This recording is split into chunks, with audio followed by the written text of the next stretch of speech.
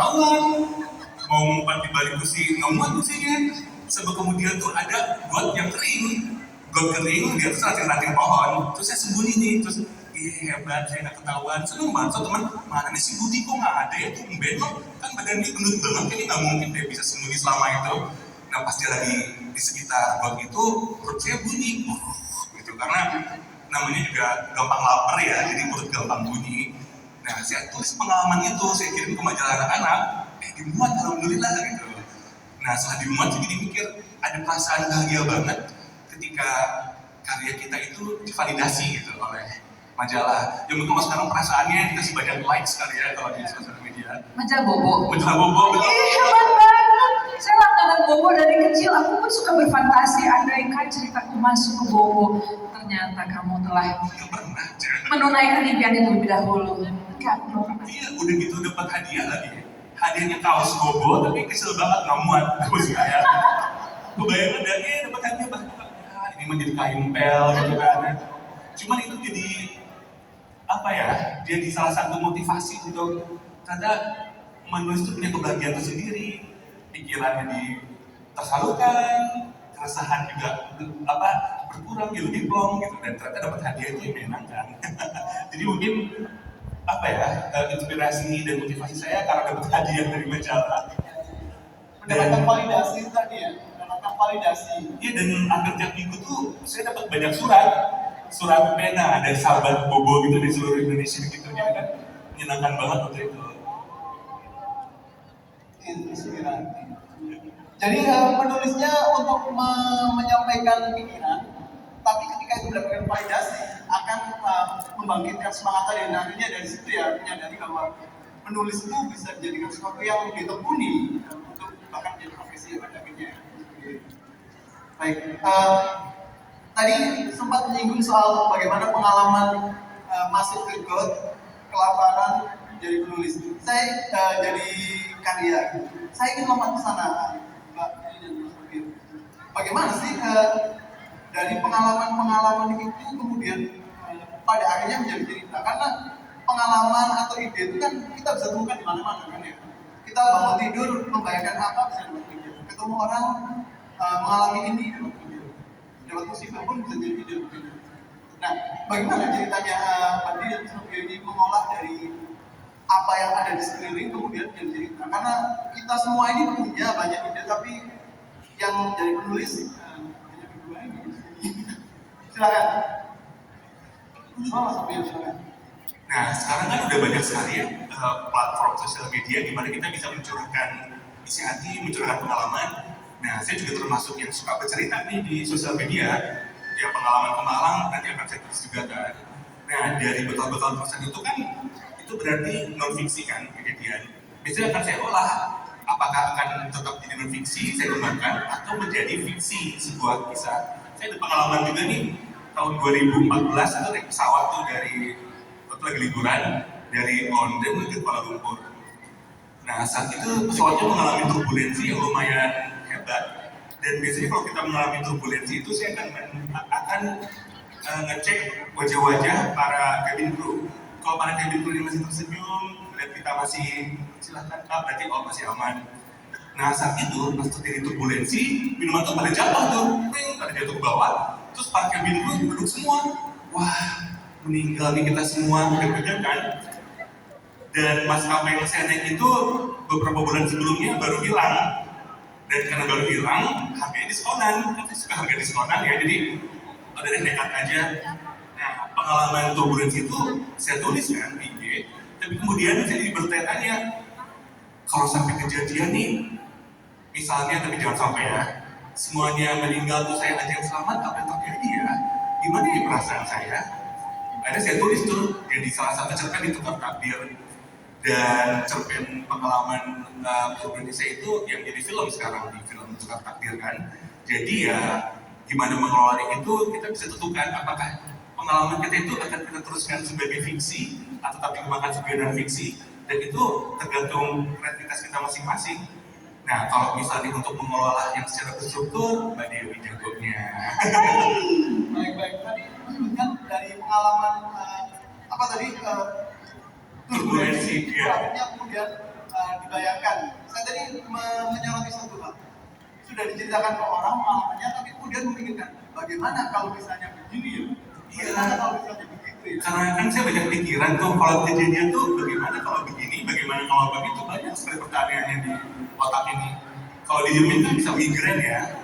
Jadi mendingan kita tuliskan saja. Dan dari bagaimana ini, bagaimana itu kan nanti bisa kebayang tuh kira-kira apa yang akan terjadi selanjutnya dan bagaimana perasaan-perasaan para orang-orang terlibat seperti itu. Iya. Ini mempertanyakan ya, kalau terjadi sesuatu mempertanyakan bagaimana kalau alternatifnya begini gitu. Dan itu mengubah fakta menjadi fiksi tadi, non-fiksi menjadi fiksi. Baik, silakan Mbak Mi. Ya, ide itu merupakan satu bahasan penting sekali dalam kreativitas ya. Karena saya rasa banyak orang punya miskonsepsi tentang ide. Ide itu dianggap seperti wangsit yang hanya menghinggapi orang-orang spesial, yang hanya menghinggapi mereka yang beruntung, mereka yang punya bakat, gitu ya.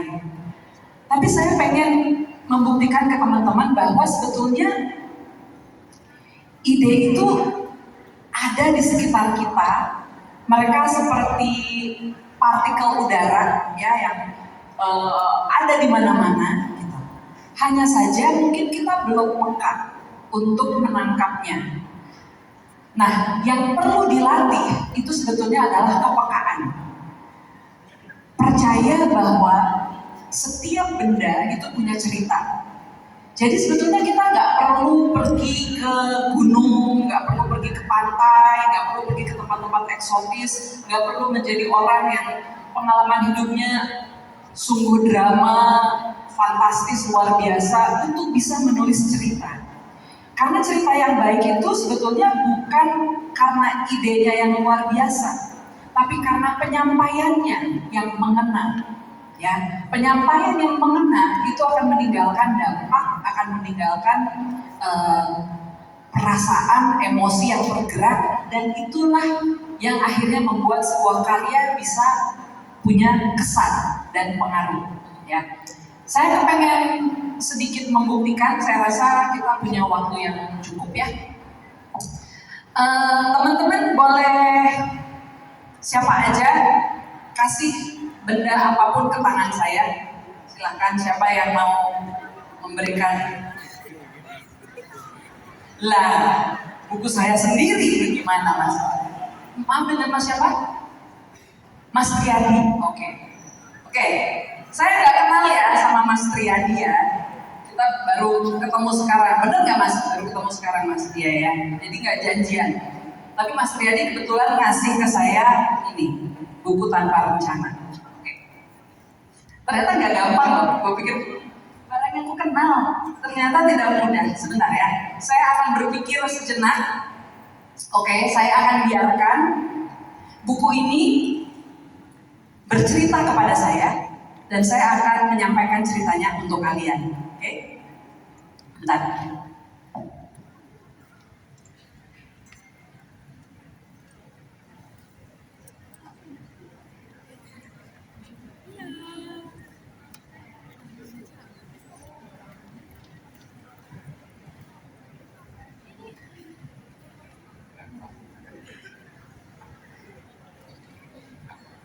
Berkata,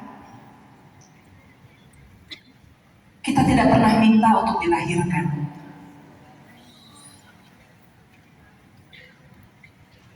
Tetapi dia punya pendapat yang berbeda. Dia percaya bahwa setiap manusia yang terlahir ke dunia ini datang dengan rencana. Seseorang akan tahu di keluarga mana ia akan lahir. Ia akan tahu akan punya zodiak apa, dan akan tahu tanggal berapa ia akan terlahir, menjadi orang yang seperti apa, dan berakhir bagaimana. Semua itu adalah petualangan yang seseorang minta terlebih dahulu sebelum lahir ke dunia. Aku tak tahu pasti harus percaya pada teori yang mana. pada kata banyak orang atau kata dia yang diam-diam aku suka, tapi tak pernah bisa kutemukan kata yang tepat untuk mengungkapkan perasaan hatiku. Sampai satu hari sebuah buku berwarna putih tiba di atas mejaku. Aku terenyah karena aku tak pernah merasa membeli sebuah buku berwarna putih yang berjudul Tanpa Rencana.